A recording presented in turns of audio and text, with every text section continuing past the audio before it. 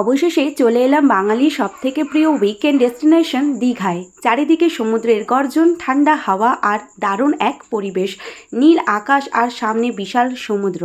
এখন আমরা রয়েছি দীঘাতে আর তোমাদের সাথে দীঘার সকল সুন্দর মুহূর্তগুলো শেয়ার করব। তো তাহলে ভিডিওটাকে স্কিপ না করে শেষ পর্যন্ত দেখতে থাকো। আসসালামু আলাইকুম বন্ধুরা, কেমন আছো? আশা করছি সকলে খুব ভালো আছো। তোমাদের সবাইকে আইজল ওয়ার্ল্ডে জানাই ওয়েলকাম। আজকে বুধবার মানে 10 তারিখ। আমরা সকাল সকাল উঠে গেছি, এখন বাজে ভোর 4টে। তো আমাদের 4:45-এর বাস আছে, বাসে করে যাচ্ছি আমরা দীঘায় প্রায় 2 বছর পরে। এখানে রয়েছে লাগেজ, সমস্ত লাগেজ গুছিয়ে নিয়েছিলাম রাতের বেলা, আর সামান্য কিছু স্ন্যাক্স নিয়েছি, চিপস বিস্কিটস এইসব বাসে বসে খাওয়ার জন্য, কারণ সকালে ব্রেকফাস্ট করার টাইম একদম নেই। এত সকালবেলা ব্রেকফাস্ট করতে কারোর ভালোও লাগে না। তো দেখতে পাচ্ছ আমরা চলে আসলাম বাস স্ট্যান্ডে। রাতে আইজল মাত্র 3 থেকে 4 ঘন্টা ঘুমিয়েছে, বাট দেখতে পাচ্ছ এখানে ওর এক্সাইটমেন্ট লেভেলটা, ও সকালবেলা উঠেছে বাট একদম ফ্রেশ হয়েছে, কারণ ও যাচ্ছে ওর ফেভারিট জায়গা দীঘাতে। সেই জন্য ওর মধ্যে এক্সাইটমেন্ট লেভেলটা একটু বেশি রয়েছে। তো চলে আসলাম আমরা বাসে বসে গেলাম, আর বাস ঠিক এক্স্যাক্ট টাইমে ছেড়ে দিয়েছে। গত বছর দিয়ে যাবো প্ল্যান করছি, বাট যাওয়া আর হয়ে উঠছে না, আর তার উপরে এত গরম। বাট যেহেতু আইজলের স্কুলে সামার ভ্যাকেশন চলছে, সেই কারণে আমরা এই টাইমটা নিয়ে চলে যাওয়া বেছে নিলাম। তো আইজলেরও ফেভারিট জায়গা, ও ইচ্ছা প্রকাশ করলো যে ও দীঘাতেই যাবে। তো ফাইনালি আমরা বেরিয়ে গেলাম, আর এখানে চলে আসলাম কোলাঘাট চেকিং পয়েন্টে। এখানে বাস দাঁড়িয়েছে কিছুক্ষণের জন্য, মানে 5 থেকে 6-7 মিনিট মতো বাস দাঁড়িয়েছে, কারোর ওয়াশরুম বা কিছু করার থাকলে সেটার জন্য। তো এখানে আমরা কিছুক্ষণ ওয়েট করলাম, ওয়েট করার পর ফির বাস ছেড়ে দিল, আর আমরা এখন তোমরা দেখতে পাচ্ছ পৌঁছে গেছি দীঘাতে। আর কয়েক কিলোমিটার বাকি, এটা রয়েছে দীঘার গেট। আমরা বিচ এরিয়ায় ঘুরতে যাচ্ছি, তাও আবার এত গরমে। বাট যাই বলো না কেন, দীঘা হচ্ছে বাঙালির একটা অন্যতম ইমোশন, কি তাই না? এখন বাজে সকাল 9:25, আমরা দীঘায় এই জাস্ট পৌঁছালাম।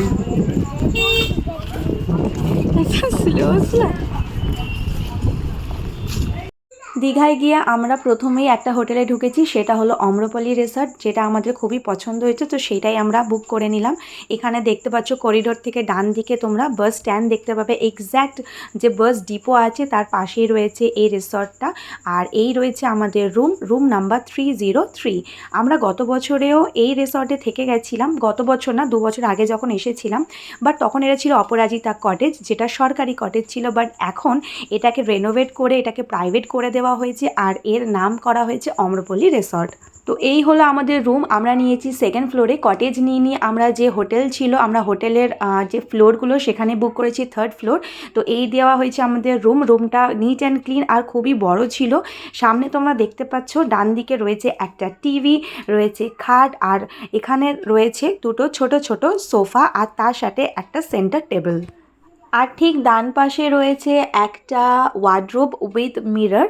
এখানে তোমরা দেখতে পাচ্ছ ওয়ার্ড্রোবের সাইডে একটা সেকশন রয়েছে, আর তার ঠিক পাশে রয়েছে এখানে একটা ড্রয়ার, আর ড্রয়ারের পাশে লম্বা রয়েছে একটা সেকশন, যেখানে ভেতরে ব্ল্যাঙ্কেট দেওয়া রয়েছে। তবে এটা দেখলাম ভেতরের অবস্থা খুব একটা ক্লিন নয়, তো আমরা এটাকে ইউজ করব না। আর তারপর সামনে এগিয়ে গিয়ে ঠিক বাঁদিকে দেখতে পাচ্ছ এটা রয়েছে washroom. Washroom is pretty good, clean, বেশ বড় সড়ো ছিল, ভেতরটা পরিষ্কার পরিচ্ছন্ন ছিল। এবার চলে যাই সামনে, এখানে দেখতে পাচ্ছ sliding, and this is the main thing, যেটা হোটেলের সব থেকে eye catchy, and the view is hair.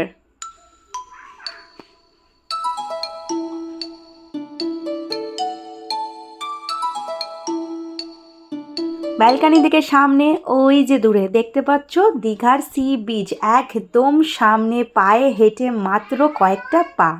আর নিচে রয়েছে অম্রপল্লী রিসর্টের কটেজগুলো, যেগুলোর কথা তোমাকে বলছিলাম, আলাদা আলাদা সব কটেজের যে ব্যাপারটা সেটা রয়েছে। আর বাঁদিকে দেখতে পাচ্ছ ওই যে চলে যাচ্ছে দীঘা সি বিচে যাওয়ার রাস্তাটা। আমাদের কটেজ থেকে বেরিয়ে সামনে মাত্র একটুখানি গেলেই সি বিচ। তো এই হলো আমাদের পুরো হোটেলের রুম ট্যুরের ভিউ। আর হ্যাঁ, একটা কথা বলা হয়নি, রুমের মধ্যে রয়েছে এসি, মানে এটা আমাদের উইথ এসি রুম ছিল। আর রুমের যে প্রাইস আমাদের পড়েছে সেটা হচ্ছে পার ডে 1700 টাকা করে। তবে আমরা উইকেন্ডে আসিনি, উইকডেজে এসেছি। উইকেন্ডে বা পিক সিজনে আসলে এটার প্রাইস 2000 বা অ্যাবাভও হতে পারে। আইজলের চুলের অবস্থা খুব খারাপ, কারণ আমরা অনেকটা জার্নি করেছি, 5.5 ঘন্টা। সো খুব টায়ার্ড। এখানে তোমরা আমার অবস্থাও দেখতে পাচ্ছ, একদম পুরো পুরো খারাপ হয়েছি, মাথা ফাথা চুল ফুল অবস্থা খারাপ। তো আমরা চলে আসলাম অম্রপালি রিসর্টে। তো তোমাদের রুমটা দেখালাম, কেমন লাগলো জানাবে। মামা রুমটা ভালো লেগেছে? এখানে থাকবে তো? আমি একটু পরে ব্রেকফাস্ট করতে যাবো। ওকে, খিদে পেয়েছে? ঠিক আছে, ব্রেকফাস্ট করে তারপর আমরা সি বিচ যাবো, ঠিক আছে? যেহেতু ব্রেকফাস্ট করা হয়নি, প্রচণ্ড খিদে পেয়েছে, তো হালকা একটু ক্লিন আপ হয়ে ফ্রেশ হয়ে নিলাম আর চলে আসলাম নিচে ওদেরই রিসর্টের যে রেস্টুরেন্ট ছিল সেখানে। কারণ বাইরে খুব গরম, গরমে যে খাওয়ার একদম ইচ্ছা নেই, সেই জন্য এখানেই নিচে চলে এসে এখান থেকে আমরা সেরে নিলাম ব্রেকফাস্টটা। না, নুনটা নিয়ে আসো, হালকা নুন স্প্রিঙ্কেল করো। হলো বাবুর জামা আর এতে পুরো ম্যাচিং হয়ে গেছে, অল্প অল্প।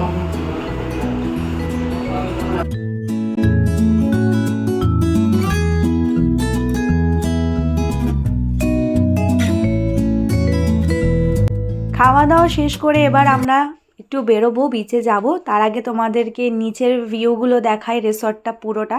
এখানে তোমরা দেখতে পাচ্ছ ছোট ছোট কটেজ করা রয়েছে আর সামনে কত সুন্দর একটা গার্ডেন এরিয়া রয়েছে। আর এখানে এই দুটো বড় বড় হাঁস চড়ছে।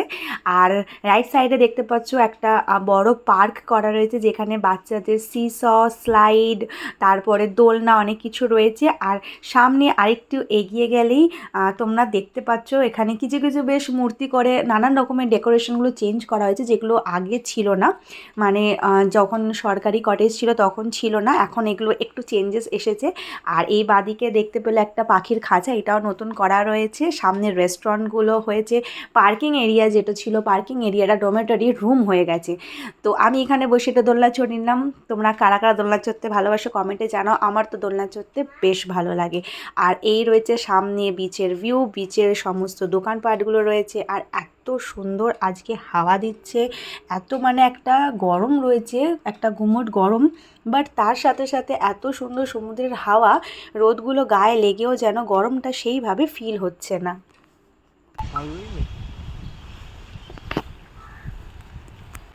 ফাউন্টেনগুলো বন্ধ, এটা কি মাছ চাষের জন্য? ও আচ্ছা, হাঁস আছে। মাম্মা ডাক দেখেছ? কি সুন্দর লাগছে।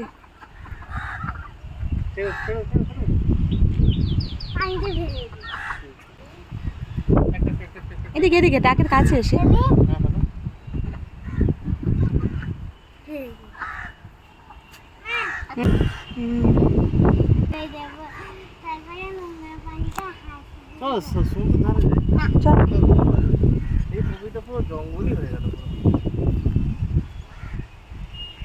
এপাশে এইটা কি কোনো হোটেল ছিল নাকি বন্ধ?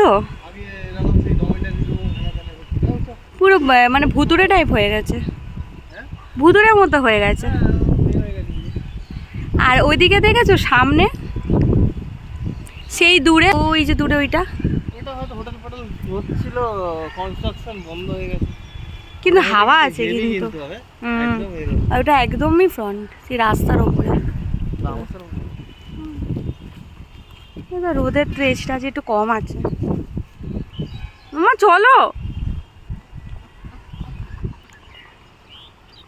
ইস, ঘাসগুলো তুলে নোংরা করছিস, ওই পুল নোংরা করছিস, ওরা সব রাগ করবে। কিন্তু এই ঘাস, এই ঘাস বলছি, হাঁসগুলো ছোট, ওই হাঁসগুলো বড় বড় ছিল। আয় হাত ধর, চল চল চল।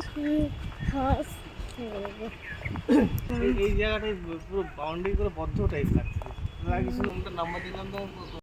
রিসর্টের ঠিক বাঁদিকে এখানে তোমরা সামনে দেখতে পাচ্ছ একটা গেট করা হয়েছে, যে গেটটা আগে ছিল না। এখন এই গেটটার ফলে বিচে যাতায়াত করাটা আরও বেশি কাছাকাছি হয়ে গেছে। জাস্ট বেরিয়ে সামনে ডান দিকে গেলেই বিচ। এই দেখো মাম্মি, দেখো ঘোড়া। কই? হ্যাঁ তো, তুমি ঠিক দেখতে পেয়েছো। কি হবে ঘোড়া? হ্যাঁ চড়বো, চলো চলো চলো চলো। ও হ্যাঁ তো, সামনে আইজল ঠিক ঘোড়া দেখতে পেয়েছে।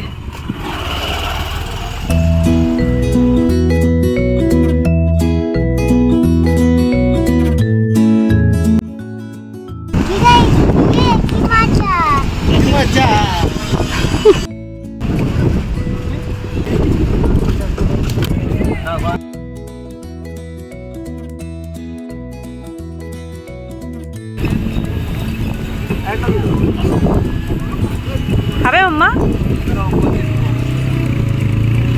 নাও না, আমি ধরছি, নাও।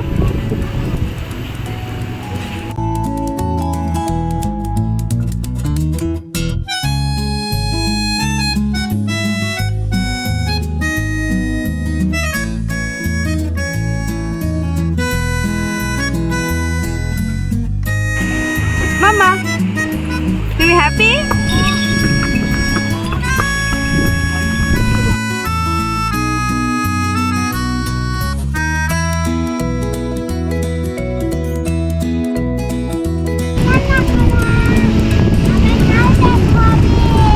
তুমি হ্যাপি ঘোড়া চড়ে?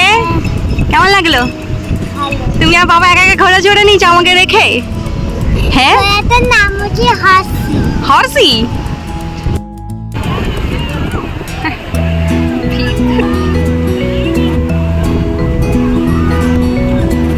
ওই তো ওখানে বালি আছে। আইজান, পা ভেজাবে? জুতা খোলো।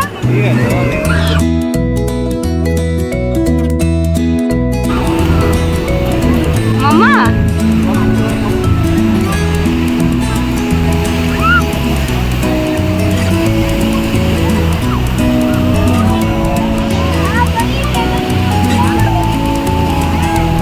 এই আসছেই তো না।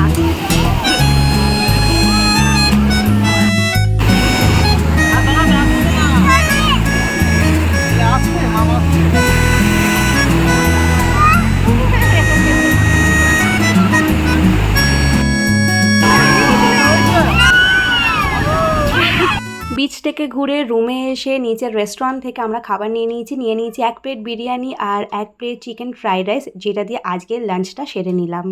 দীঘার ফার্স্ট ডের ভ্লগটা তোমাদের কেমন লাগলো কমেন্টে জানাবে, আর যদি ভালো লাগে তো লাইক করতে ভুলবে না। এরপরে আরও কোথায় গেলাম কি ঘুরলাম সেটা নিয়ে আসবো পার্ট 2 ভিডিওতে। তো তোমরা সেই ভিডিওটি নোটিফিকেশন পাওয়ার জন্য চ্যানেলটি সাবস্ক্রাইব করে বেল বাটনটি প্রেস করে রাখো। তো দেখা হবে খুব তাড়াতাড়ি পরের ভিডিওতে, ততক্ষণ পর্যন্ত ভালো থাকবে, টাটা।